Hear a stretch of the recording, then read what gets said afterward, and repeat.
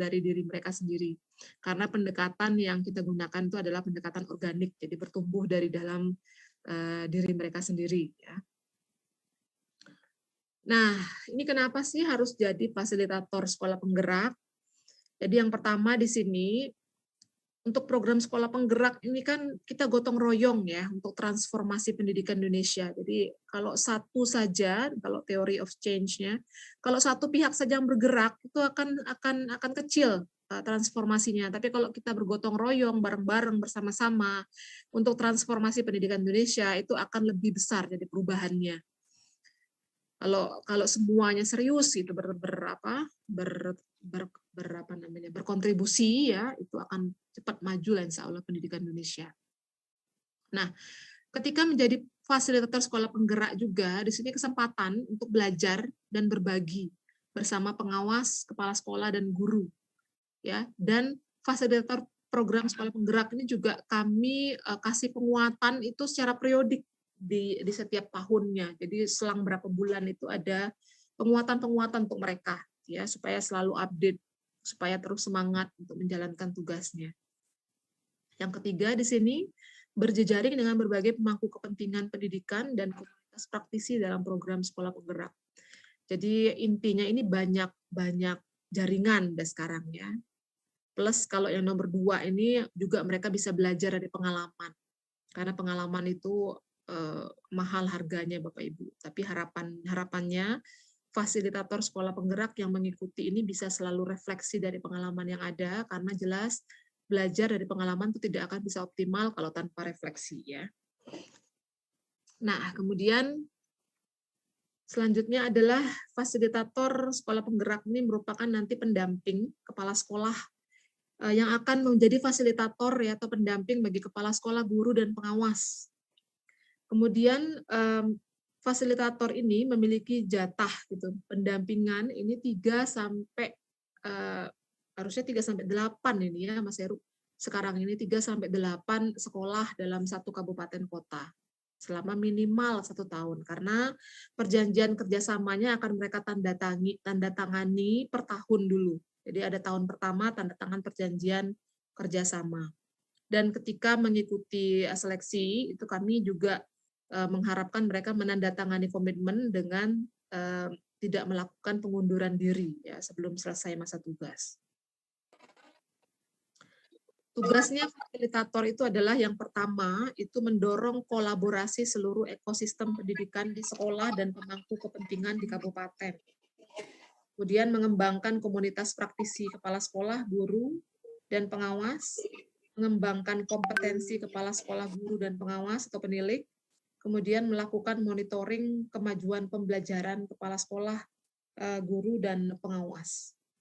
Ini adalah tugas-tugas intinya, tapi nanti ada tugas-tugas lebih detail lagi seperti memfasilitasi pelatihan, memfasilitasi lokakarya, memfasilitasi refleksi, itu adalah tugas-tugas secara lebih detailnya atau lebih rincinya. Kalau yang di sini lebih kepada bersifat umum ya untuk peran fasilitator. Nah, siapa sih yang bisa ikut jadi fasilitator sekolah penggerak? Yang jelas dia WNI. Kemudian sehat jasmani rohani dengan melampirkan surat keterangan sehatnya dari dokter puskesmas atau rumah sakit yang ditandatangani dokter dan diberikan cap ada stempelnya ya. Jadi surat kesehatannya ada stempel dari puskesmas atau rumah sakit. Berusia minimal 30 tahun sampai 65 tahun pada saat mendaftar. Kemudian memiliki nomor 3, berarti kalau pensiun 60 tahun, dia bisa ikut, pensiunan bisa ikut, ya menjadi fasilitator sekolah penggerak. Yang keempat, memiliki pengalaman melakukan pendampingan itu selama paling sedikit 2 tahun. Pendampingan peningkatan kualitas pembelajaran di sekolah. Kemudian yang kelima, terbiasa menggunakan teknologi, internet, dan aplikasi. Yang keenam, memiliki kemampuan berkomunikasi dengan baik secara lisan, karena akan banyak sekali gitu ya lisannya digunakan dalam memfasilitasi pelatihan, berkomunikasi dengan sekolah, memfasilitasi refleksi ya dan sebagainya. Kemudian memiliki komitmen, semangat perbaikan berkelanjutan, jiwa kolaborasi, dan terbuka pada hal-hal baru. Ini kita berharap memang passion-nya dia untuk membuat sekolah bertransformasi ya. Passion-nya memang ingin melihat anak-anak di Indonesia lebih baik ke depannya gitu. Jadi generasi emas ya, dengan tercetak menjadi profil pelajar Pancasila. Ini kita ingin mengajak orang-orang yang memiliki passion yang sama, values yang sama untuk memajukan anak-anak di Indonesia supaya lebih baik lagi. Ya, lewat tentunya kalau fasilitator sekolah penggerak ini adalah mendampingi kepala sekolah, guru, dan pengawas ya, sebagai aktor utama di sekolah. Kemudian bersedia melakukan kunjungan lapangan, jadi nanti ada kunjungan langsung ke lapangan, tapi ini hanya sejumlah sekolahnya, dan itu dilakukan 1 kali per tahun saja. Jadi kalau dia punya 5 sekolah dampingan, berarti dalam setahun dia akan 5 kali kunjungan ke lapangan.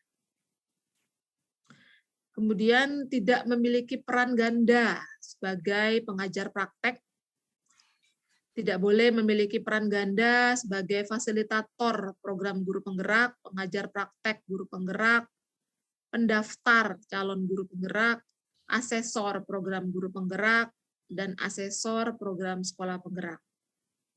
Karena kita harap kalau ganda Bapak Ibu, kita khawatirkan nanti tidak fokus ya, karena yang harus difikirkan banyak yang di luar kertas juga ya. Karena pelatih ahli memang kita harapkan punya peran yang lebih atau fasilitator sekolah penggerak ini. Sehingga kalau sampai mengampu 2 program prioritas, kekhawatiran kita nanti tidak akan optimal dan akan susah untuk mengatur jadwalnya. Kemudian mengisi fakta integritas dan surat izin atasan. Atasannya harus mengetahui dan harus memberikan izin. Ini kok nomor 11 ini double ya. Oh, nomor 2 itu sehat jasmani dan rohani, nomor 11 ini surat keterangan sehatnya. Oke. Kemudian kompetensi yang diharapkan dari seorang pelatih ahli nanti juga akan diseleksi ya, memiliki visi, misi, dan tujuan, mampu memecahkan masalah, bisa memfasilitasi perubahan, mampu melakukan coaching atau mentoring ya, mampu membangun hubungan yang positif, membuat sekolah itu nyaman ketika berkomunikasi dengan FSP-nya, memiliki kemauan yang kuat sebagai pembelajar yang berkelanjutan, memiliki daya juang atau daya lenting tinggi, memiliki kematangan etika. Ini yang kita harapkan figur-figur atau profil yang seperti ini untuk fasilitator sekolah penggerak. Nah, kita ada banyak unsur yang bisa mendaftar di fasilitator sekolah penggerak. Yang pertama bisa dari akademisi atau dosen ya. Minimal S2, dosen tetap, memiliki NIDN, nomor induk dosen nasional atau nomor induk dosen khusus ya. Memiliki sertifikat pendidik. Pengalaman mengajar jadi dosen paling sedikit 3 tahun. Kemudian mendapatkan izin dari dekan fakultas untuk menjadi fasilitator sekolah penggerak yang dibuktikan dengan surat izin dan surat pernyataan yang diketahui oleh dekan.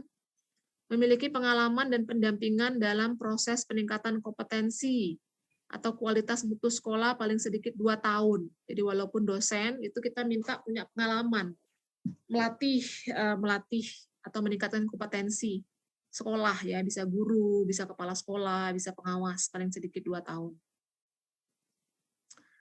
Kemudian kalau pengawas, syaratnya minimal S1 atau D4, bertugas di kabupaten atau kota sasaran, biar nggak jauh-jauh, gitu ya. Kemudian yang ketiga, mendapatkan izin dari Dinas Pendidikan untuk membantu Kemendikbudristek melakukan implementasi program minimal selama 1 tahun. Nah, kalau pensiunan, ini bisa dari pensiunan kepala sekolah, pengawas sekolah, penilik, guru, atau pendidik, dan widya iswara. Memiliki kualifikasi akademik, paling rendah S1, memiliki pengetahuan dan kemampuan dalam mengorganisasikan pelaksanaan program dan kegiatan di tingkat sekolah dan pemerintah daerah, pernah menjabat sebagai kepala sekolah, atau pernah menjabat sebagai pengawas sekolah, atau penilik, atau widya iswara.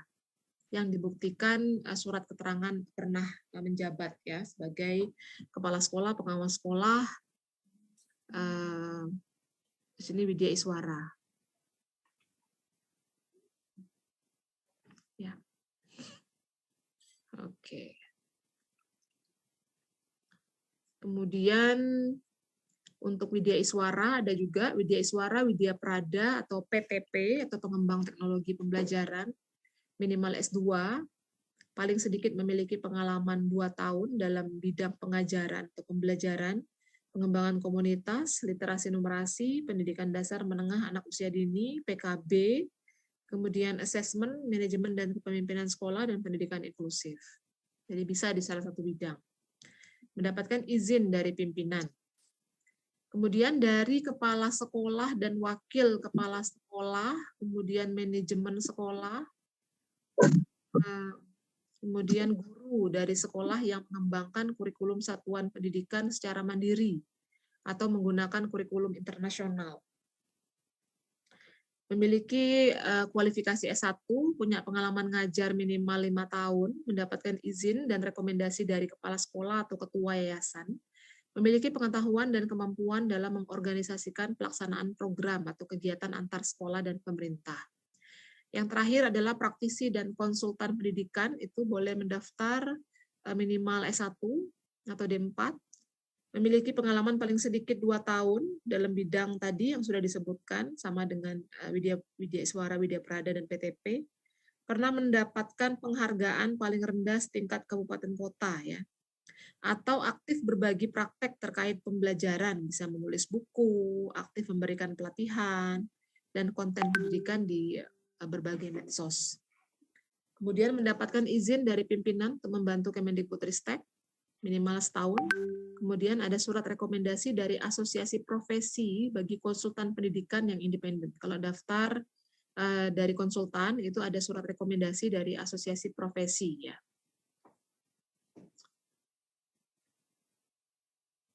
Nah, gambaran tugasnya seperti ini, Bapak Ibu. Jadi tadi di depan tuh ada tugas besar, ya. Nah, ini dirinci detailnya adalah seperti ini. Mendampingi, melaksanakan aktivitas yang pertama yang belum ada di sini, itu pelatihan, memberikan pelatihan komite pembelajaran. Jadi menjadi pengajar di pelatihan komite pembelajaran. Kemudian ada lokakarya, ada berbagai lokakarya, ada 5.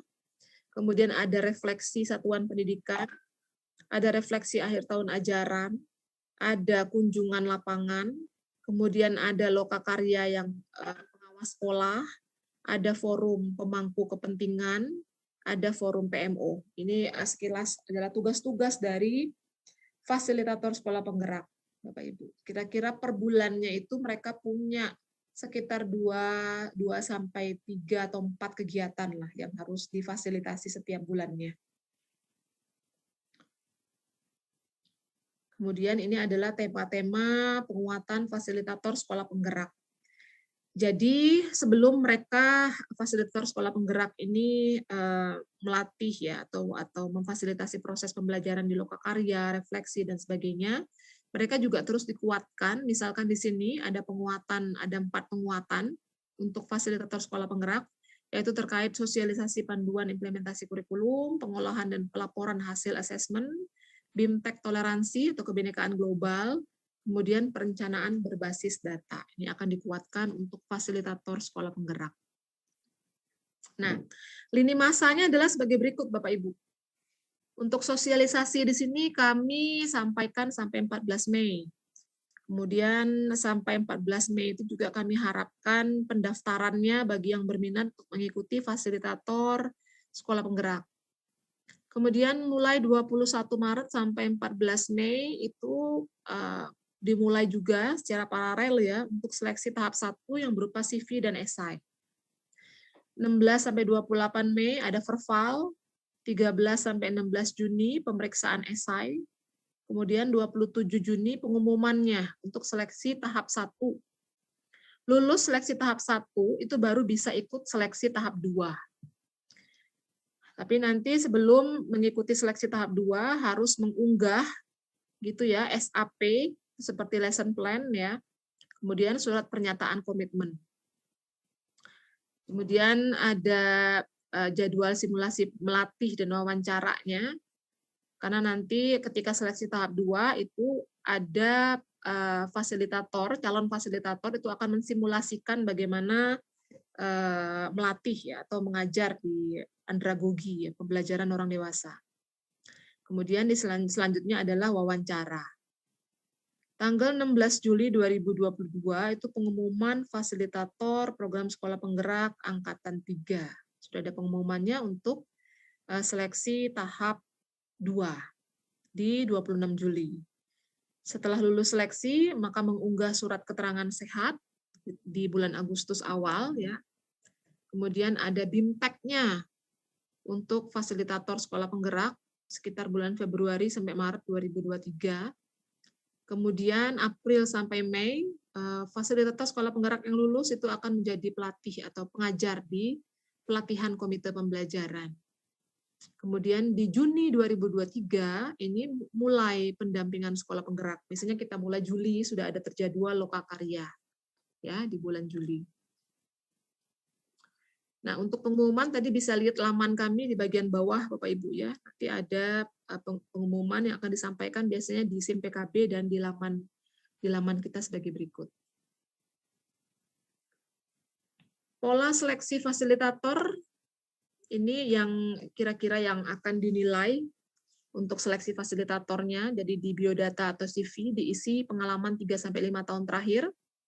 Pelatihan apa yang sudah diikuti, organisasi apa saja, pernah menjalankan program lintas organisasi tidak, prestasinya apa saja, terus keterlibatan dalam kegiatan komunitas masyarakat apa saja, sampai ke hobi dan mengunggah KTP dan surat pernyataan. Semua tersedia di SIM PKB nanti ya.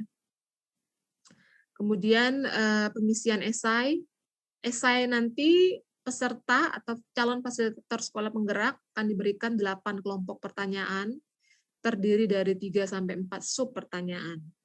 Ini bertujuan untuk menggali pengalaman-pengalaman yang dimiliki. Kita harapkan uraian jawabannya itu detail dan merupakan representasi dari pengalaman yang pernah dilalui, tindakan yang pernah diambil ya. Kemudian disisipkan juga konteksnya saat itu seperti apa. Nah, usahakan pengalaman-pengalaman yang diceritakan yang terkini ya, jangan mengambil yang 20 tahun di belakang atau 10 tahun ke belakang gitu ya, yang terkini-terkini saja, yang update. Kemudian simulasi melatih dilakukan secara daring menggunakan portal seleksi dan menggunakan Google Meet. Kandidat mempersiapkan dan mengunggah RPP, tadi namanya SAP ya, di SIM PKB. Kandidat melakukan simulasi melatih selama 10 menit tanpa ada pesertanya. Kemudian asesor Kemendikbud akan memberikan nilai. Ini ada 2 ya. Jadi ada kalau yang di CV dan esai ini 1 asesor, kalau di simulasi melatih dan wawancara ada 2 asesor. Kemudian jadwal seleksi akan diinformasikan melalui email, akun SIM PKB dan WhatsApp. Ya. Jadi kalau melatihnya atau memfasilitasi pembelajaran orang dewasanya itu ngajarnya itu simulasinya 10 menit, kemudian wawancaranya itu 1 jam. Semua dilakukan secara daring.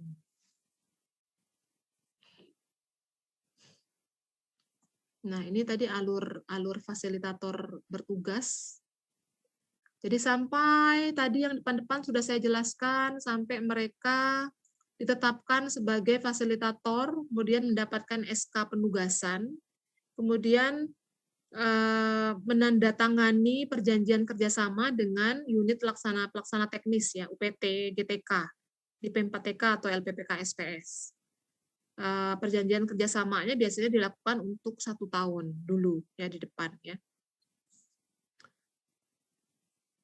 Kemudian setelah PKS itu baru bisa menjalankan tugas pendampingan sampai 1 tahun tadi.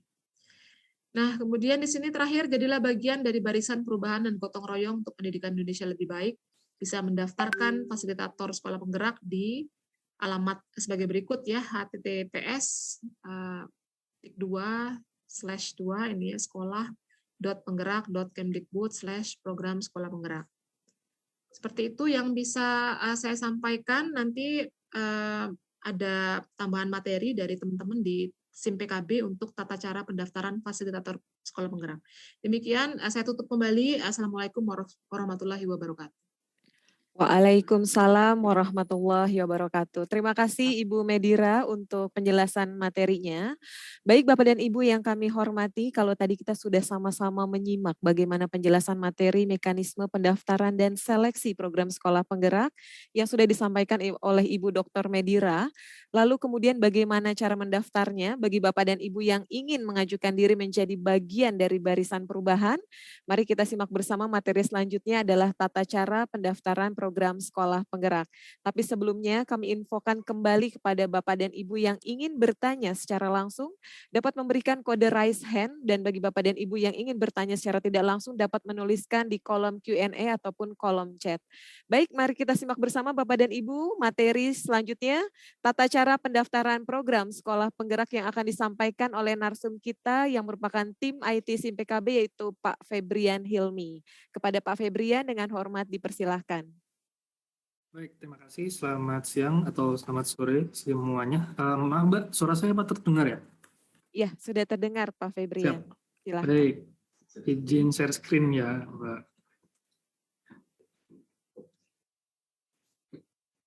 Sudah terlihat? Ya, sudah. Baik, terima kasih. Assalamualaikum warahmatullahi wabarakatuh. Selamat siang, selamat sejahtera bagi kita semua. Bapak Ibu sekalian, peserta Zoom meeting pada kesempatan siang hari ini, perkenalkan, saya Febrian dari tim SIM PKB. Pada kesempatan hari ini akan mencoba untuk sedikit sharing terkait dengan tata cara pendaftaran menjadi fasilitator PSP Angkatan 3. Jadi yang tadi sudah dijelaskan oleh Bu Medira, sekarang sudah memasuki pada angkatan yang ketiga. Angkatan yang pertama, angkatan yang kedua sudah selesai. Angkatan pertama namanya pelatih ahli, sekarang sedang melakukan proses untuk pendampingan, jadi sudah bertugas.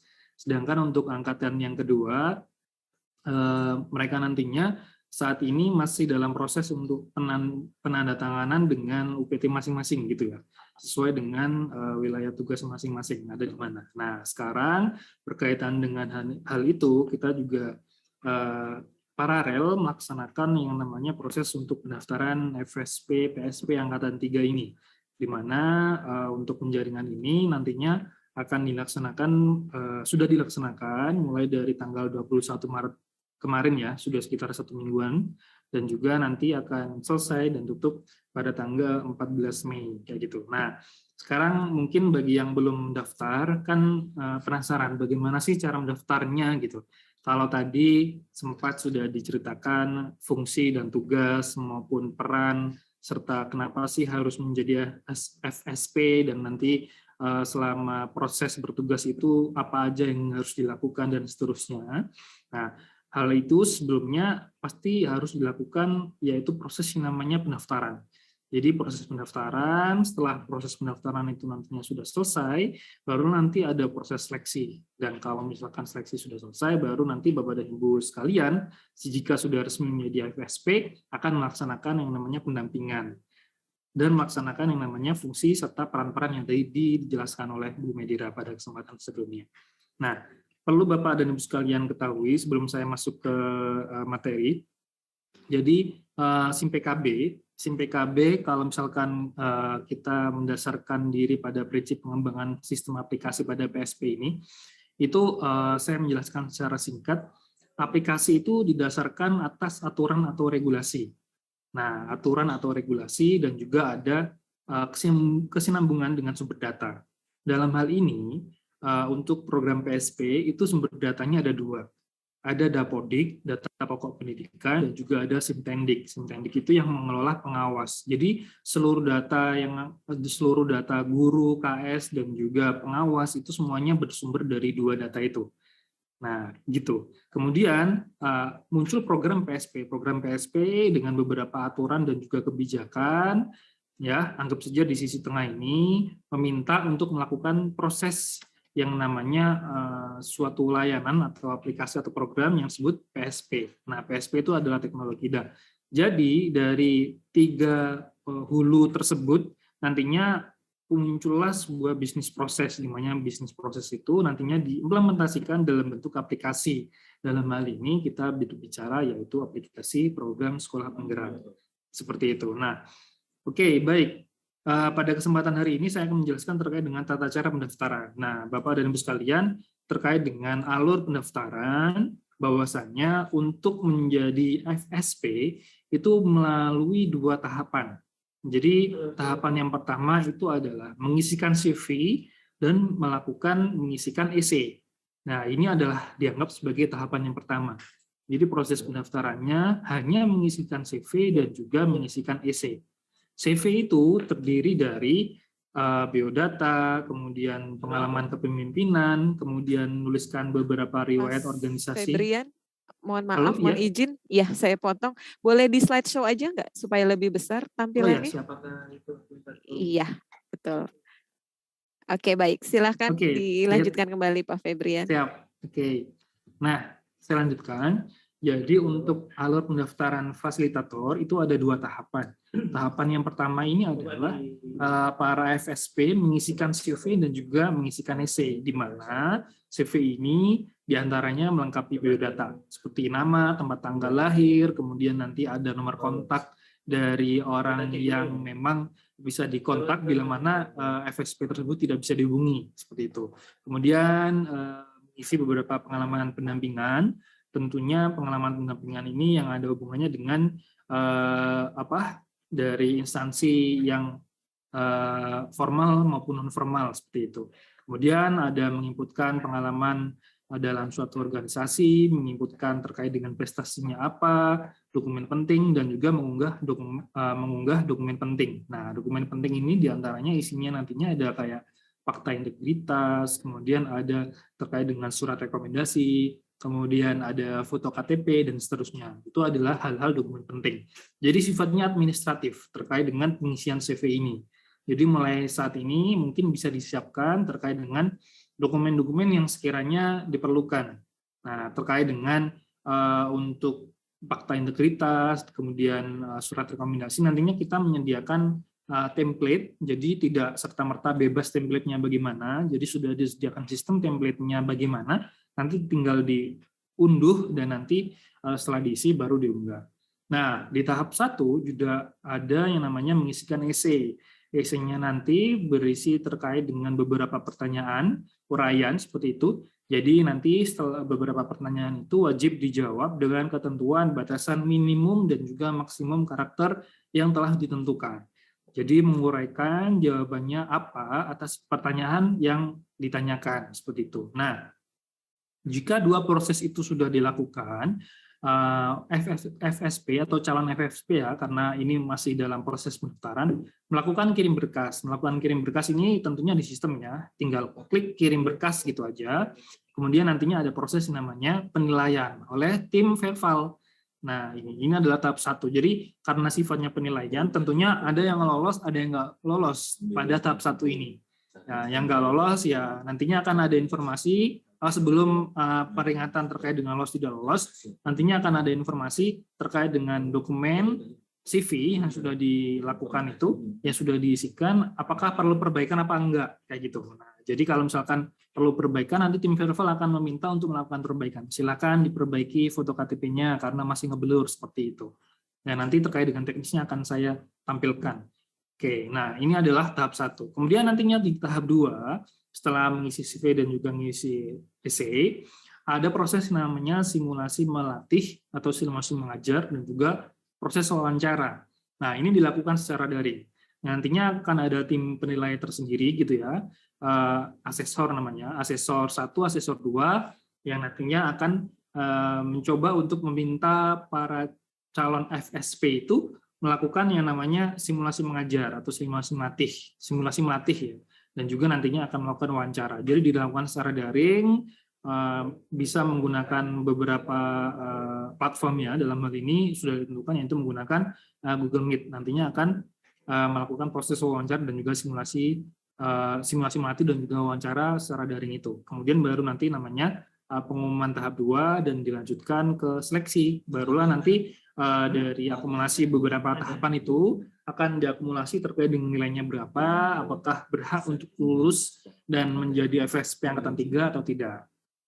Itu adalah kurang lebih terkait dengan roadmap bagaimana proses yang dilakukan calon FSP ketika proses mulai dari pendaftaran dan juga mengisi tahapan-tahapan pada proses pendaftaran dan juga seleksi itu sendiri. Nah, ini sekarang kita terkait dengan tata cara proses pendaftarannya. Nah, Bapak dan Ibu sekalian, ini slide wajah ya, jadi nanti mungkin materi ini bisa diberikan oleh panitia. Ada yang bocor, mungkin boleh dibantu. Oke, saya akan langsung praktek gitu ya, caranya bagaimana sih caranya untuk mendaftar FSP. Nah, Bapak dan Ibu sekalian, yang pertama, Bapak dan Ibu sekalian bisa langsung mengakses ke menu ini. Bukan menu, tapi URL ini saya share di chat.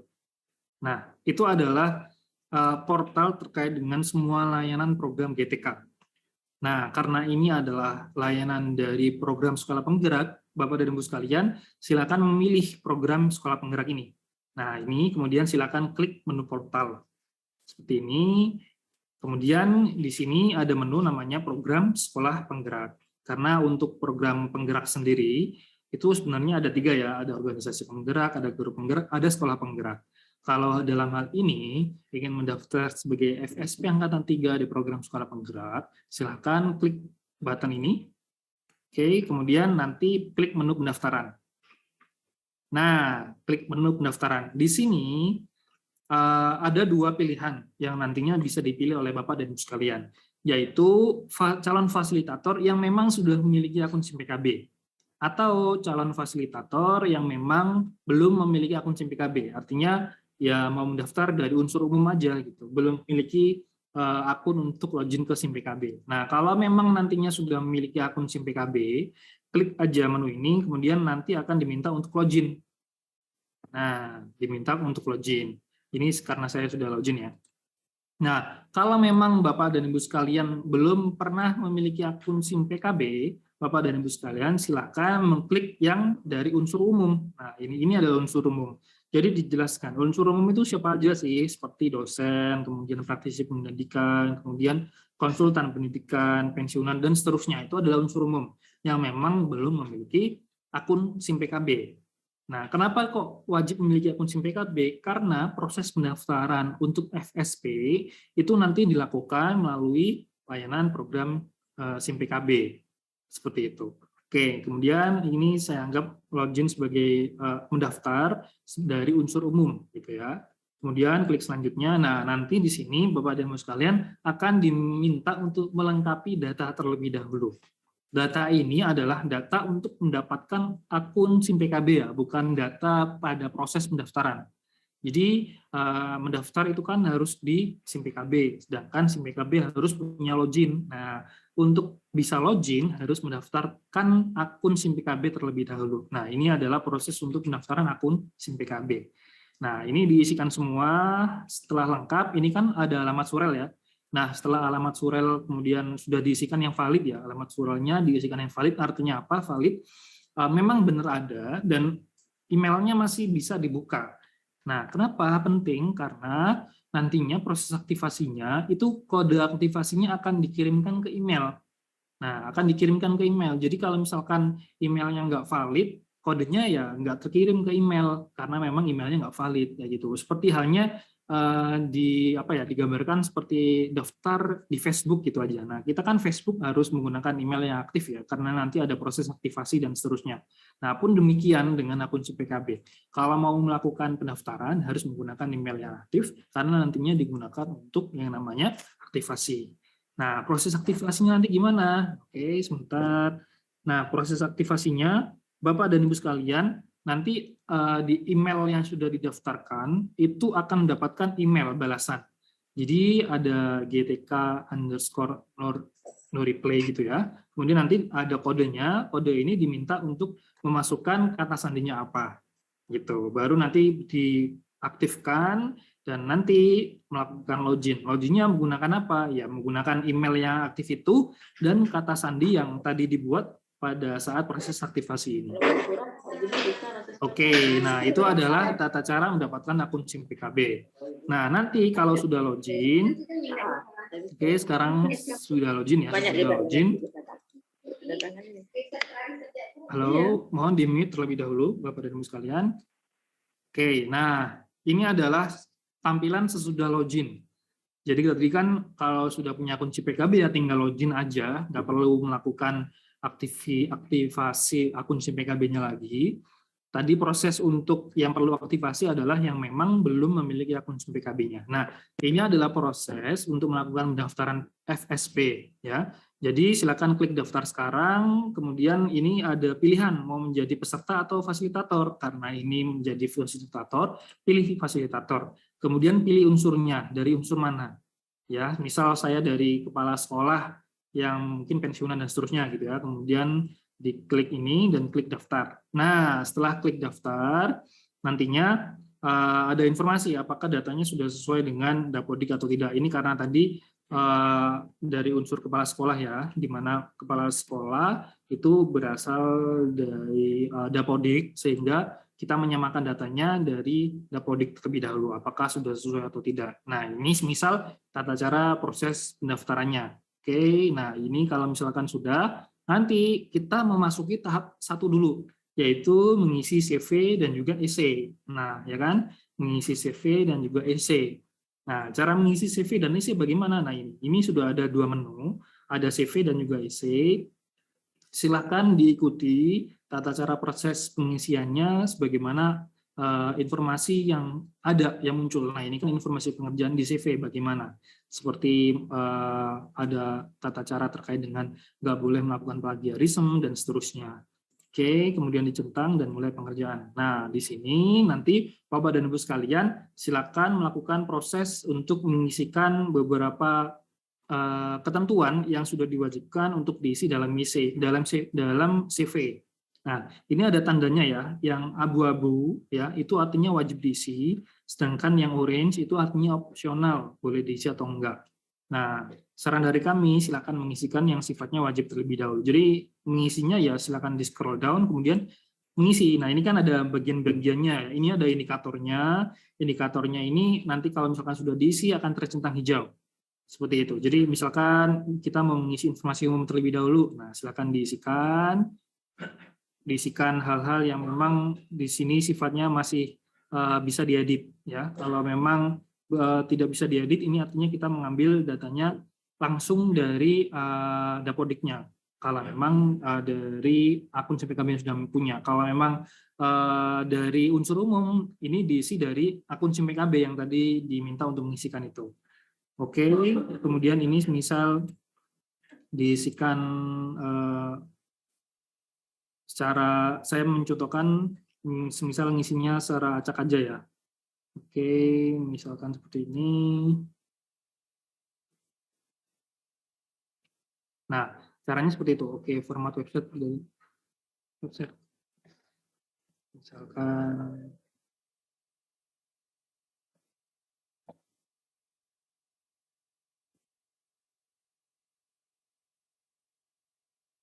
nah, ini kalau misalkan tidak ada, nggak perlu diisi, tidak apa-apa. Oke, nah, sudah diisi. Kalau sudah diisi dan sudah melakukan proses pengisian, nanti akan tercentang hijau. Jika memang sudah terisi semuanya. Kalau memang belum terisi semuanya, maka tidak akan tercentang hijau. Dan nanti Bapak dan Ibu sekalian silakan mengisikan semuanya hingga dokumen penting. Tadi kan saya menjelaskan bahwasanya ada beberapa dokumen penting. Nah, ini ada fakta integritas yang template-nya sudah disediakan, sehingga silakan diunduh terlebih dahulu, diklik saja, nanti langsung mengunduh gitu ya. Baru nanti diisi secara manual, baru diunggah. Oke, ini adalah hal-hal yang dilakukan nanti di CV. Jika di CV sudah diisi semua, kemudian silakan langsung masuk ke IC. IC ini sebagaimana tadi saya jelaskan, ada sifatnya adalah mengisi uraian. Jadi ini karena buat demo ya. Jadi sifatnya lorem ipsum. Jadi di dalam essay sifatnya mengisinya adalah berurutan dari nomor 1 hingga nomor 7 atau 8. Jadi kalau memang nomor 1 belum diisi, belum bisa beranjak ke nomor 2. Nanti ada ketentuan terkait dengan jumlah minimum dan juga maksimumnya.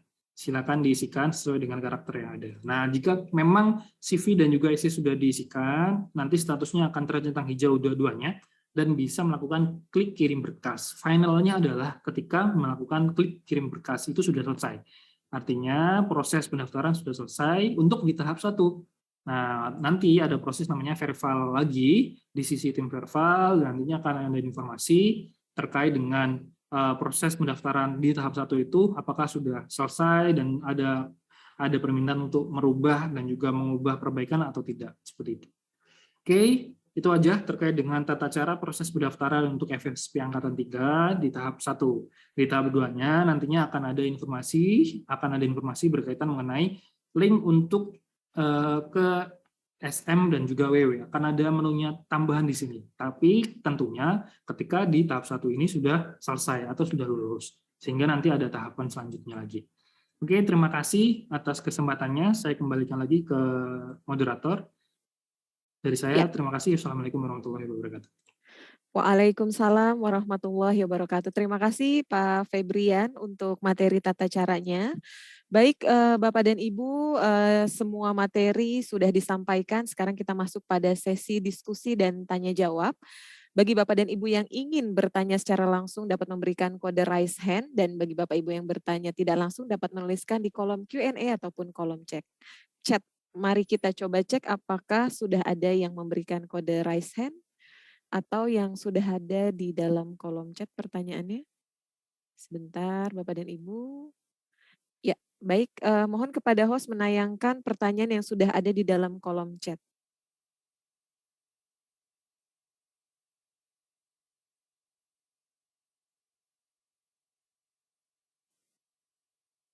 Ya, baik. Ini sudah ada dari Ibu Neni Mahyudin. Assalamualaikum, izin bertanya, apakah ada WA grup sekolah penggerak ini dan bagaimana cara bergabungnya? Ya, di sini sudah hadir narasumber kita Ibu Dr. Medira dan juga Mas Febrian. Ya, silakan Ibu Medira.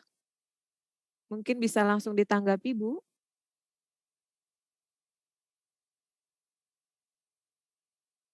Halo, Ibu Medira.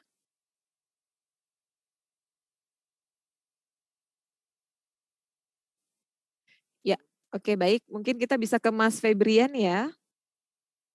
Ya. Ya, mungkin bisa dijelaskan ini Mas Febrian bahwa memang kan sudah ada grupnya ya. Mungkin bisa dijelaskan bagaimana cara bergabungnya.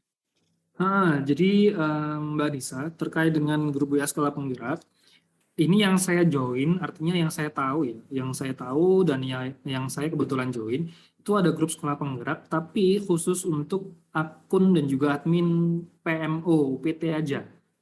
Dan juga beberapa asesor. Nah, sedangkan untuk yang sifatnya umum, kemudian yang mungkin untuk FSP sendiri, saya belum join. Jadi saya nggak tahu sebenarnya untuk grup WA Sekolah Penggerak terkait yang umum maupun yang khusus untuk FSP itu ada atau tidak. Kalaupun yang saya join ini ada, tapi untuk PMO PT dan juga untuk asesor aja. Iya, gitu. Oke baik. Iya, baik terima kasih Mas Febrian. Jadi seperti ini Ibu Neni, untuk WA grup sekolah penggerak ini memang kami yang bergabung di dalam WA grup itu adalah merupakan bagian dari tim internal yang sudah tergabung dalam grup PMO gitu. Jadi nanti apabila nanti Ibu Neni sudah bergabung menjadi salah satu fasilitator, mungkin pasti akan ada grup WA untuk sekolah penggerak ini. Ya, baik, kita kembali ke pertanyaan berikutnya yang sudah ada di dalam kolom chat. Silakan host untuk dapat menampilkan kembali. Iya, pertanyaan dari Universitas Swadaya Gunung Jati. Pertanyaannya adalah, pada saat pendaftaran pelatih ahli tahap kedua, beberapa dosen kami lolos dengan status cadangan. Apakah akan diprioritaskan menjadi fasilitator angkatan ketiga, ataukah apakah tetap mendaftar lagi, simulasi dan wawancara kembali? Ya, baik, mungkin pertanyaan dari Universitas Swadaya Gunung Jati ini dapat dijawab oleh Ibu Medira. Halo Ibu Medira. Apakah sudah bergabung kembali, Bu? Halo? Ya, nampaknya belum ya. Baik, saya coba cek kembali untuk tim PSP yang sudah bergabung di dalam ruang virtual Zoom. Saya coba cek apakah Mas Heru sudah bergabung ya?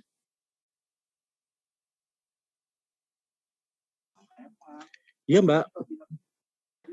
Iya, silakan Mas Heru, mungkin dapat dijawab Mas Heru untuk pertanyaan dari Universitas Swadaya Gunung Jati. Mas Heru, silakan.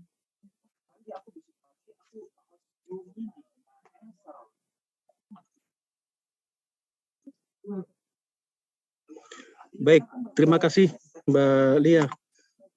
Ini terkait cadangan Mbak Lia ya? Iya, betul. Ya, baik. Untuk cadangan, baik Bapak Ibu, jadi untuk saat ini mulai tanggal 21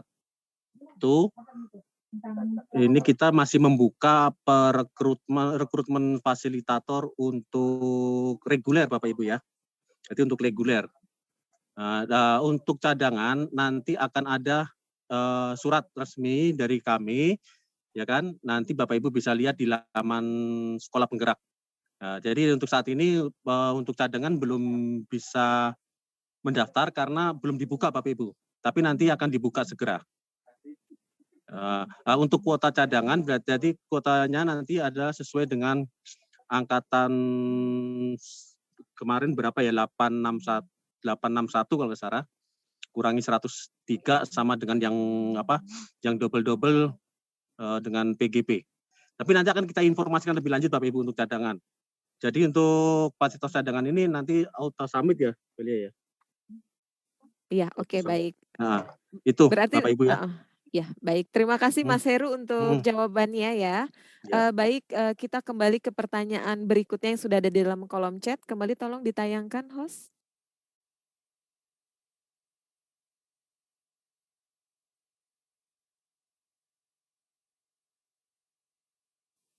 Ya, pertanyaan dari Bapak Ronggo Warsito, Uniwida Klaten. Pertanyaan pertama, di awal disampaikan bahwa Sekolah Penggerak merupakan pengembangan hasil belajar siswa secara holistik untuk mewujudkan profil pelajar Pancasila. Mohon dijelaskan bagaimana gambaran profil pelajar Pancasila. Lalu kemudian pertanyaan kedua, Sekolah Penggerak diawali dengan sumber daya manusia yang unggul, yakni kepala sekolah dan guru. Bagaimanakah kriteria seorang kepala sekolah dan guru yang dikatakan unggul? Ya, ini kita coba kembali lagi ke Ibu Medira, apakah sudah bergabung? Halo Ibu Medira? Ya, atau mungkin, halo? Atau mungkin Mas Heru atau Mas Febri ya bisa memberikan pencerahan untuk dua pertanyaan dari Bapak Ronggo Warsito. Terkait dengan gambaran bagaimana profil pelajar Pancasila dan juga kriteria seorang kepala sekolah guru yang dikatakan unggul, ini mungkin bukan di sisi aplikasi Mbak ya, bisa mungkin Pak Heru atau Bu Medira yang mungkin menjawab. Iya, ini kebetulan saya belum bisa terhubung dengan Ibu Medira. Ya, mungkin Mas Heru. Halo Mas Heru. Halo. Iya, Mbak Lia. Untuk ini kelihatannya sepertinya Bu Medira nih, kalau nggak Pak Andi ada kan? Kalau saya nggak bisa jawab nih yang ini nih. Iya, saya coba cek kembali ya. Ini saya coba dulu sebentar, saya cari.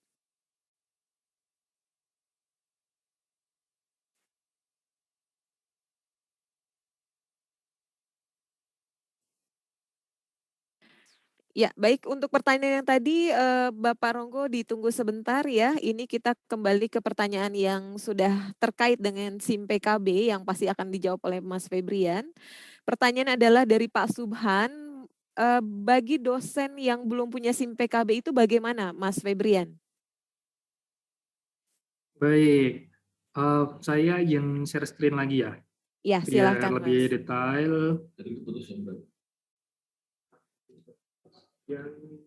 Izin, saya belum bisa share screen, Pak. Ya, coba. Silakan Mas, sudah di-on-kan kembali. Oke, Bapak dan Ibu sekalian, silakan akses ke ini. Ini bagi biasanya dari unsur dosen ya, kemudian dari dari saya share linknya di kolom chat, dari unsur dosen, kemudian pensiunan dan seterusnya yang memang belum memiliki akun SIM PKB. Nah, biasanya atau cara mendapatkan akun SIM PKB itu bagaimana? Tadi di awal sudah saya jelasin ya, tapi nggak apa-apa, saya ulang. Jadi silakan akses ke URL yang sudah saya share di grup itu ya, ke sekolah.penggerak.kemendikbud.go.id, kemudian nanti pilih program sekolah penggerak. Nah, pada program sekolah penggerak ini adalah portal resmi program sekolah penggerak. Jadi selain tadi materi yang sudah disampaikan Bu Medira, di sini juga ada informasi lainnya seperti kayak lini masa, manfaat sekolah penggerak, kemudian manfaat untuk pemerintahan daerah dan seterusnya. Jadi ini adalah portal resmi, artinya informasi apapun terkait dengan sekolah penggerak nantinya akan bisa diakses di sini. Termasuk juga untuk mendapatkan akun CPKB guna mendaftar FSP. Nah, silahkan setelah mengakses ke portal ini ya. Oke, ini saya paste juga deh ke kolom chat. Oke, sudah. Nah, klik menu pendaftaran. Setelah klik menu pendaftaran, ini. Nah, silakan bagi yang belum memiliki akun CPKB, artinya dari unsur umum, itu silakan memilih fasilitator dari unsur umum. Nah, ini kan ada seperti kayak dari unsur dosen atau akademisi ya, ada praktisi pendidikan, ada konsultan pendidikan, dan seterusnya. Itu silakan diklik ini, kemudian klik menu selanjutnya. Nah, kemudian silakan mengisi form untuk akun SIM PKB-nya. Nah, ini adalah tata cara untuk mendapatkan akun SIM PKB. Silakan mengisi data yang ada di sini, termasuk dengan email. Email ini adalah email yang nanti digunakan untuk login. Jadi, loginnya menggunakan email masing-masing, seperti itu.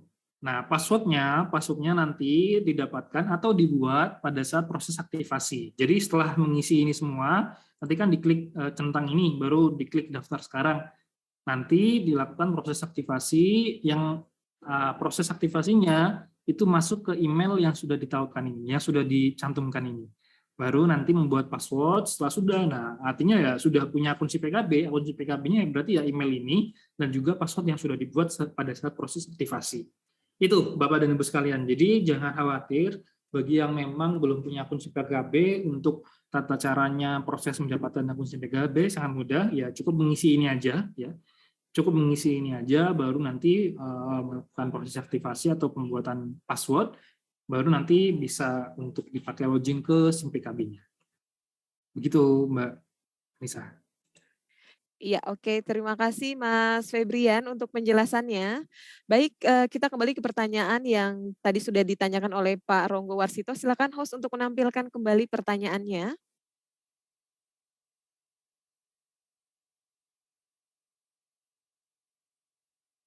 Ya, pertanyaan dari Bapak Ronggo Warsito, pertanyaan pertama, di awal disampaikan bahwa sekolah penggerak merupakan pengembangan hasil belajar siswa secara holistik untuk mewujudkan profil pelajar Pancasila. Mohon dijelaskan bagaimana gambaran profil pelajar Pancasila. Lalu kemudian pertanyaan kedua, sekolah penggerak diawali dengan sumber daya manusia yang unggul, yakni kepala sekolah dan guru. Bagaimanakah kriteria seorang kepala sekolah dan guru dinyatakan unggul? Ya, dua pertanyaan akan dijawab oleh Pak Andi dari tim PSP. Silakan Pak Andi.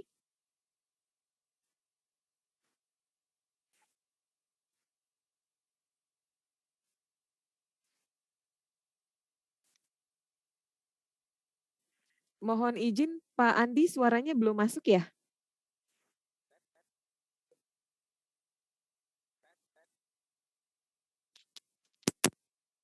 Tes. Ya, sekarang sudah masuk Pak Andi, silahkan. Baik, izin Mbak Lia merespon dari Bapak Ronggo Warsito dari Universitas Klaten tadi terkait dengan profil pelajar Pancasila yang tercantum dalam visi pendidikan Indonesia ialah pelajar yang beriman dan bertakwa kepada Tuhan, terus mandiri, bernalar kritis, berbinikaan global, bergotong royong dan kreatif. Jadi di sini pelajar Pancasila ingin ditumbuhkan rasa mandirinya, kreativitasnya, serta bernalar kritis, serta untuk bergotong royong dan kebinekaan global. Seperti itu Mbak Lia, Pak Ronggo. Ya, baik. Terima kasih penjelasannya Pak Andi. Ya, baik Bapak dan Ibu, kita kembali ke pertanyaan di dalam kolom chat. Ini untuk Mas Febrian ya. Dari Pak Ferry H. Firmansyah, pertanyaan adalah sudah sampai verifikasi akun yang dikirimkan ke email, tetapi waktu set password terdapat notif terjadi kesalahan internal aplikasi. Silakan coba beberapa saat lagi. Nah, itu bagaimana ya Mas Febri ya? Mungkin bisa Nah, dijelaskan? Oke, bagi Pak sorry, dari Pak siapa ya? Pak Ferry itu ya. Nah, bagi Pak Ferry, kami perlu melakukan apa ya? Perlu butuh informasi lagi terkait dengan email yang memang dipakai untuk pendaftaran itu emailnya apa. Baru nanti kita coba cek lagi ya, karena kami juga belum tahu screenshotnya apa. Jadi kami coba untuk cek lagi berdasarkan email yang sudah dipakai untuk pendaftaran itu apa. Nah, silakan disampaikan aja terkait email yang dipakai untuk mendaftar itu apa, direct message ke kami di kolom chat, kemudian nanti akan coba kita cek berdasarkan email yang dipakai untuk daftar itu apa. Begitu mungkin Mbak Nisa. Ya, baik. Terima kasih Mas Febrian. Ini saya kembali pertanyaan di dalam kolom chat ini masih terkait tentang SIM PKB ya Mas Febrian ya. Ini dari Pak Irsyad, pertanyaannya adalah beberapa waktu yang lampau saya sudah punya SIM PKB, tetapi karena laptopnya diinstal ulang sehingga passwordnya tidak ingat lagi, saya pernah mendaftarkan diri untuk asesor sekolah penggerak, namun sampai sekarang belum ada beritanya. Apakah saya bisa mendaftar menjadi fasilitator sekolah penggerak ini? Bagaimana Mas Febrian? Tinggal di reset saja passwordnya. Jadi sehingga passwordnya tidak ingat lagi. Oke, ini case yang pertama ini kan passwordnya tidak ingat, artinya lupa password. Nah, proses lupa password silahkan dilakukan dengan cara yang namanya reset password. Jadi reset password, coba saya share screen lagi tata cara reset password.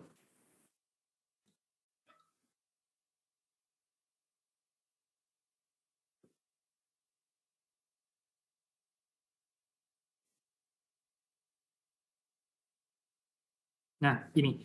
Oke, nah ini ada ketika akses ke halaman login ini, ini kan halaman login ketika sudah punya sudah punya akun kemudian login ya. Ketika akses ke halaman login itu, di sini ada fitur yang namanya lupa kata sandi. Nah, silakan melakukan proses ini. Lupa kata sandi, kemudian menginputkan emailnya apa, artinya email akunnya apa, kemudian nanti proses lupa password akan dikirimkan ke email, diminta untuk memasukkan seperti memasukkan kata sandi yang baru dan seterusnya. Kayak gitu. Jadi ini adalah proses tahapan untuk melakukan proses reset password. Pertanyaan yang kedua tadi terkait dengan apa ya, Mbak?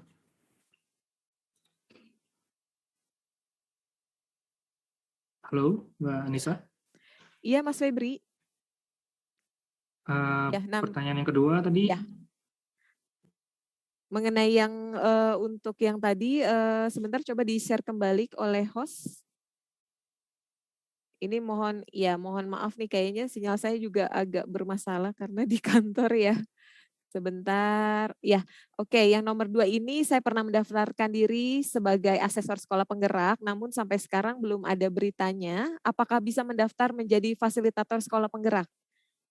Boleh, jadi silahkan nanti, ini kan dari penanya yang sama ya, artinya sekarang kan belum bisa login karena memang lupa passwordnya. Nah, silakan diproses lupa password terlebih dahulu. Kalau proses lupa password sudah selesai, baru nanti login. Nah, kalau memang nanti setelah login, silakan dicoba saja untuk mendaftar sebagai fasilitator. Karena memang pada kriteria, jadi kriteria terkait dengan FSP ini tidak ada berkaitan dengan fasilitator asesor program sekolah penggerak. Kalau memang hingga saat ini belum ada informasi apakah proses pendaftaran asesor sekolah penggerak itu lulus atau tidak, itu bisa disimpulkan bahwasanya proses pendaftarannya tidak lulus. Sehingga kalau memang tidak lulus sebagai asesor program sekolah penggerak, bisa mendaftar sebagai fasilitator ini. Seperti itu, Mbak Anissa. Ya, baik. Terima kasih Mas Febrian untuk pertanyaannya. Ini kebetulan yang masuk memang lebih banyak terkait tentang SIM PKB ya. Mungkin Mas Febrian mohon izin mungkin bisa ditayangkan kembali mungkin PPT-nya ya. Ini banyak yang bertanya apakah akun SIM PKB yang dimaksudkan di sini sama dengan akun SIM PKB dalam kegiatan PPG. Nah, ada juga yang bertanya lupa akun ya. Jadi informasinya bagaimana? Dan bagi dosen yang belum memiliki SIM PKB, mungkin bisa dijelaskan kembali Mas Febrian ya? Kalau yang lupa dan yang memang belum memiliki. Oke, siap. Ini sudah nampak ya. Saya akan mencoba untuk menjelaskan lagi terkait dengan tata cara yang lupa dulu, yang lupa password dulu. Yang lupa password, artinya sudah pernah punya akun, kemudian lupa passwordnya apa, gitu kan ya. Nah, itu bisa dengan cara di halaman login, halaman loginnya PSP gitu ya, yang ada di sini, saya share lagi di kolom chat, halaman login PSP. Oke, di sini sudah ada terkait dengan fitur lupa kata sandi. Jadi lupa sama sekali terkait dengan kata sandinya apa, gitu. Nah, silahkan menggunakan fitur ini untuk memproses atau mereset email akun SIM-PKB-nya apa. Silakan diikutkan aja emailnya apa pada saat pada akun tersebut atau akun yang dimiliki. Seperti itu. Kalau memang tidak punya sama sekali atau sudah nggak ingat apakah saya sudah pernah mendaftar atau belum, artinya kan udah nggak ingat sama sekali ya, email aja bahkan udah nggak ingat gitu. Nah, silahkan lakukan proses pendaftaran kembali aja sebagai pendaftar untuk memiliki akun SIM PKB. Nah, caranya ini tadi di awal, ini ya, akses ke halaman portal dulu. Ini halaman portal, ini halaman portal PSP. Silakan akses ke halaman portal ini dulu.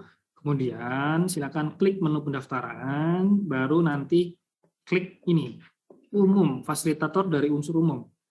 Ya, baru mengisikan terkait dengan data akun SIM PKB-nya, data yang ingin dipakai untuk akun SIM PKB-nya itu bagaimana. Nah, jadi dituliskan nama lengkapnya apa, alamat emailnya apa yang valid, tempat tanggal lahir, kemudian data personel, nomor WA, dan seterusnya. Semua ini adalah data yang dibutuhkan untuk memiliki akun SIM PKB. Jika sudah diisikan, silakan nanti melakukan klik daftar sekarang gitu ya. Kemudian nanti dia cek kembali ke emailnya. Emailnya nanti dicek, nanti akan ada terkait dengan email masuk dari GTK untuk membuat yang namanya password. Membuat password. Jika pembuatan password itu sudah dilakukan, nantinya bisa langsung login. Login dengan apa? Dengan email yang tadi sudah dibuat dan juga password yang sudah dibuat pada saat membuka email itu. Itu adalah terkait dengan tata cara untuk memiliki akun SIM PKB dan juga tata cara untuk mereset password. Jadi memang sudah punya akun SIM PKB tapi lupa passwordnya. Kayak gitu. Sudah jelas ya mungkin ya, Mbak Nisa? Iya, sudah jelas sekali Mas Febri. Iya. Siap. Iya, mungkin ini Bapak dan Ibu kan sudah melihat tadi ya penjelasan mekanisme pendaftaran, terus bagaimana dengan tata caranya dan juga tentang kebijakan program sekolah penggerak itu sendiri. Jadi mereka sudah nggak sabar mungkin ingin daftar Mas Febri ya. Baik, ini kita kembali kepada penanya secara live. Ini sudah ada Pak Haris yang sudah raise hand nih dari tadi ya. Silakan Pak Haris. Masih bisa diaktifkan Pak suaranya? Oke, terima kasih. Assalamualaikum warahmatullahi wabarakatuh. Terima kasih atas kesempatannya Mbak Anissa. Perkenalkan nama saya Haris. Saat ini saya berprofesi sebagai dosen DLB di Universitas Negeri Makassar. Begini Mbak Anissa, kemarin kami sudah coba buat akun dan kami sudah mengunggah dokumen-dokumen terkait nanti penginputan di akun, terus kami dapatkan ada surat izin atasan untuk mengisi surat izin atasan. Nah, di situ salah satu yang akan diisi di situ adalah nomor induk pegawai NIP. Nah, untuk tahun ini alhamdulillah kami lulus CPNS di kampus negeri, di mana sampai saat ini kami belum punya NIP. Belum keluar NIP-nya ya dari BKN, tetapi di tahun sekitar 4 tahun sebelumnya kami itu sebagai dosen di kampus swasta dan kami sudah resign di awal tahun, yang otomatis kami sekarang tidak memiliki nomor induk pegawai atau nomor pegawai di kampus swasta. Nah, Kira-kira apa yang bisa kami isi kalau kami ingin mendaftar mengisi surat izin atasan itu, Mbak Anissa? Oke, baik, terima kasih Pak Haris. Ya, Ya, itu silakan aja, Mbak. Mas. Ya, Terima kasih. silakan Mas Febrian untuk bisa dijawab, Mas Febrian. Oke, terkait dengan surat izin atasan ya. Betul. Nah, terkait dengan surat izin atasan, dari template-nya sudah ada. Jadi template-nya itu tinggal unduh aja ya, Pak Haris. Kemudian nanti terkait dengan siapa yang mengisi, atasannya itu boleh semisal dari kajurnya mungkin, dari ketua fakultasnya, atau bahkan dari rektornya kalau memungkinkan. Sehingga atasan ini tidak spesifik ya, semisal harus dari rektornya, harus dari siapa, tapi yang penting itu adalah atasan di instansi Pak naungannya Bapak yang sekarang saat ini aktif di mana, itu saja seharusnya bisa mencakupi atau sudah bisa melingkupi terkait dengan persyaratan untuk surat izin atasan. Begitu. Ya, bagaimana Pak Haris? Ya. Ya, maksudnya terkait nomor induk pegawai saya sebagai pendaftar nantinya. Oh, untuk saya belum nomor punya NIP. ya, untuk yang belum memiliki NIP bagaimana Mas Febrian kalau misalnya kita mau daftar? Kalau yang belum memiliki NIP dikosongin aja. Aja. Jadi dikosongin aja karena memang belum ada NIP-nya gitu. Oh iya. Berarti tidak ada masalah ya Mas Febrian ya. Jadi dikosongkan saja Pak Haris ya. Oh iya. Terima kasih. Oke, baik. Baik, terima kasih Pak Haris untuk pertanyaannya. Untuk penanya terakhir mungkin secara live karena nih kita durasi waktu juga. Ya, silakan Pak Widanarto. Terima kasih atas waktu yang diberikan. Saya Widanarto dari Universitas Sanata Dharma. Mohon izin untuk bertanya. Saat ini saya sudah menjadi asesor untuk diklat penguatan kepala sekolah dengan moda daring. Apakah diperkenankan untuk mengikuti sekolah penggerak ini atau tidak begitu? Terima kasih.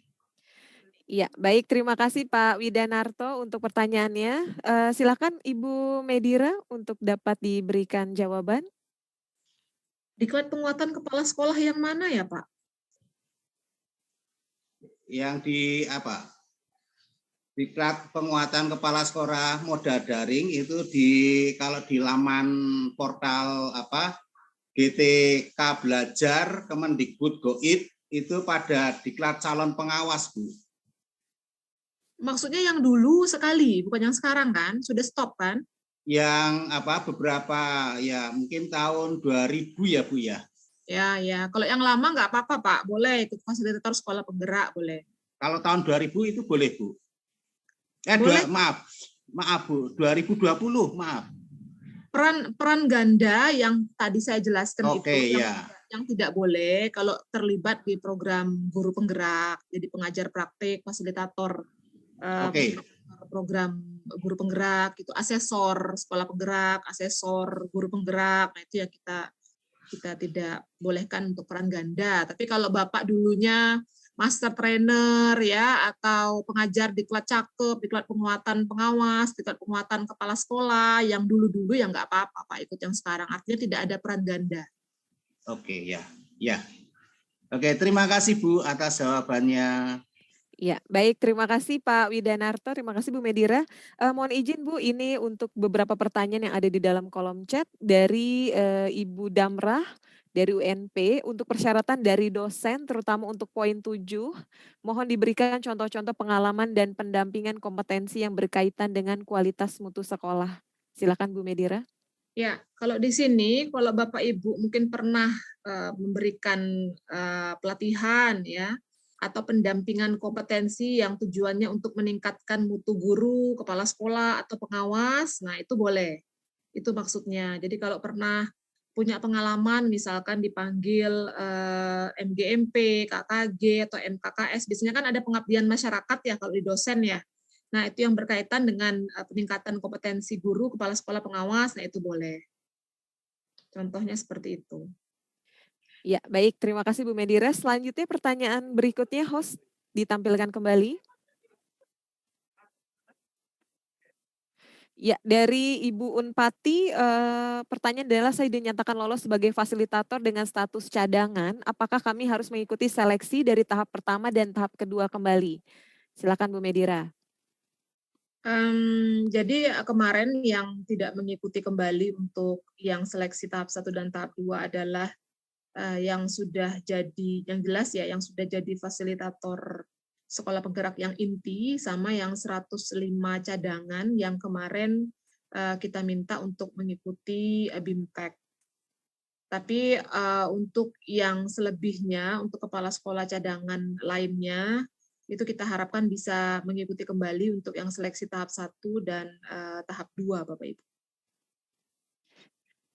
Ya, baik. Terima kasih Bu Medira. Pertanyaan terakhir dari kolom chat dari Pak Hairil Uhamka. Apakah dosen hanya bisa mendaftar lewat jalur umum, sementara ada dosen yang sudah memiliki SIM PKB, yakni dosen yang memiliki NRP penguji UKIN PPG?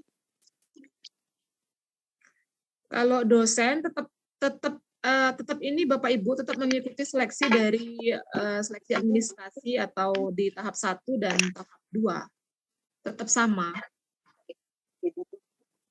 Ya, nanti kalau misalkan sudah memiliki akun SIM PKB kan lebih mudah ya. Jadi untuk masuk ke BIMTEK-nya dan sebagainya gitu. Tapi kalau untuk prosesnya tetap mengikuti seleksi tahap 1 dan tahap 2 Bapak Ibu, seperti yang alur rekrutmen untuk fasilitator sekolah penggerak.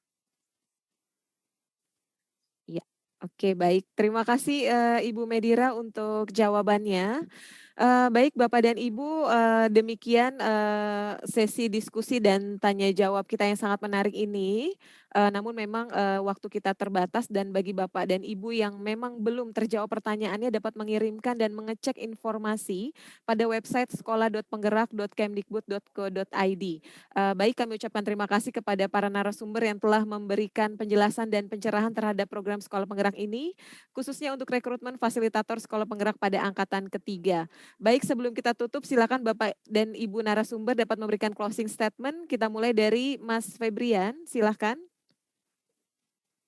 Baik, closing statement, silakan Bapak dan Ibu sekalian melakukan proses pendaftaran untuk SK Angkatan 3 ini hingga waktu yang ditentukan. Jangan lupa 14 Mei itu adalah waktu yang ditentukan hingga akhirnya. Silahkan melakukan pemenuhan berkas-berkas administratifnya yang juga nanti bisa diakses ke portalnya untuk mengetahui terkait dengan tugas FSC lebih jelas. Itu saja mungkin. Ya, terima kasih Mas Febrian. Ya, kemudian closing statement dari Ibu Dr. Medira. Silakan Bu. Ya, Bapak Ibu yang kami hormati, ini calon fasilitator sekolah penggerak ya. Kita harapkan segera bergabung untuk bisa berkontribusi secara aktif untuk meningkatkan kebermanfaatan kita sebagai manusia, ya, karena sebaik-baiknya manusia itu adalah yang memiliki manfaatnya paling banyak. Ya, insya Allah dari pengalaman Bapak dan Ibu menjadi fasilitator sekolah penggerak itu akan banyak pembelajaran yang Bapak Ibu juga akan merasakan manfaatnya, termasuk tangan dingin Bapak Ibu itu akan mencerdaskan generasi Indonesia ke depannya lewat pendampingan Bapak Ibu yang akan menumbuhkan self-renewal dan self-growth dari sekolah sehingga nanti bisa mandiri ya untuk mengatasi berbagai permasalahan yang mereka hadapi sehingga nanti terus semangat, reflektif untuk menciptakan anak-anak yang memiliki profil pelajar Pancasila. Semangat sih Bapak Ibu. Saya lebih nitip sekali gitu supaya kita memiliki passion, visi yang sama gitu untuk mencerdaskan anak-anak Indonesia ke depannya, Bapak Ibu. Itu yang kita harapkan untuk membuat Indonesia ini lebih baik itu ke depannya. Terima kasih. Iya, baik, luar biasa sekali closing statement dari Ibu Dr. Medira. Baik, kami ucapkan kembali kepada para narasumber untuk closing statement-nya yang luar biasa dan inspiratif. Untuk program Sekolah Penggerak ini khususnya untuk rekrutmen fasilitator sekolah penggerak pada angkatan ketiga. Mari Bapak dan Ibu tunggu apa lagi, jadilah bagian dari barisan perubahan yang akan berkontribusi dalam upaya gotong royong untuk transformasi pendidikan Indonesia, berkesempatan belajar dan berbagi bersama pengawas, kepala sekolah, dan guru di daerah sasaran program sekolah penggerak dan berjejaring dengan berbagai pemangku kepentingan pendidikan dan komunitas praktisi dalam program sekolah penggerak. Tidak usah ragu dan bingung, segera daftarkan diri untuk menjadi fasilitator dalam sekolah penggerak angkatan ketiga. Ya, baik Bapak dan Ibu yang kami hormati, alhamdulillah seluruh rangkaian acara sosialisasi rekrutmen fasilitator sekolah penggerak angkatan ketiga telah selesai. Kami ucapkan terima kasih atas kehadiran Bapak dan Ibu semua. Semoga kegiatan sosialisasi rekrutmen fasilitator program sekolah penggerak angkatan ketiga yang diselenggarakan oleh Direktorat Jenderal Guru dan Tenaga Kependidikan melalui Direktorat KSPS dan Tendik dapat memberikan manfaat untuk semua. Baik, sebelum saya akhiri, mohon Bapak Ibu bagi yang belum mengisi daftar hadir, silakan Bapak dan Ibu dapat mengisi pada link berikut ini.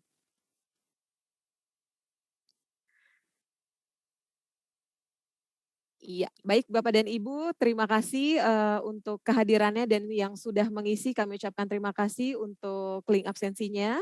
Baik, saya selaku pemandu acara mohon maaf apabila ada kata-kata yang kurang berkenan. Semoga Bapak Ibu tetap sehat, tetap semangat, selalu berkarya dan tentunya tetap ingat protokol kesehatan karena pandemi belum berakhir. Saya izin tutup dengan sebuah pantun. Bunga mekar di perbukitan, sawah luas di pedesaan. Terima kasih Bapak Ibu hadirin untuk semua perhatian. Mohon maaf apabila ada kesalahan. Mentari senja telah tenggelam, hujan turun mulai terjatuh. Kami tutup acara sosialisasi ini dengan salam. Wassalamualaikum warahmatullahi wabarakatuh. Waalaikumsalam warahmatullahi wabarakatuh.